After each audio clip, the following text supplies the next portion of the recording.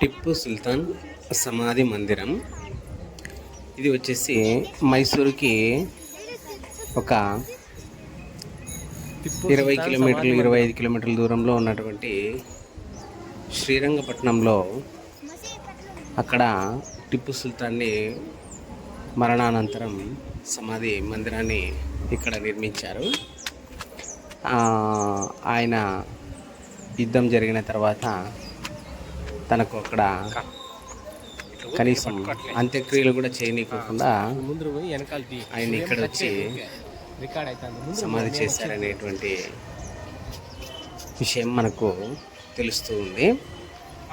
అంత పెద్ద మైసూర్ని పరిపాలించినటువంటి చక్రవర్తి కూడా అక్కడ స్థానం లేకోకుండా ఇక్కడ వచ్చి ఆయన్ని సమాధి చేసినప్పుడు నిర్మించిన మందిరం. మనము శ్రీరంగపట్నం వెళ్ళినప్పుడు నిమిషాంబిక ఆలయానికి కొంచెం దూరంలోనే మనము ఈ టిప్పు సుల్తాన్ మందిరాన్ని చూడవచ్చు. చాలా బాగుంది.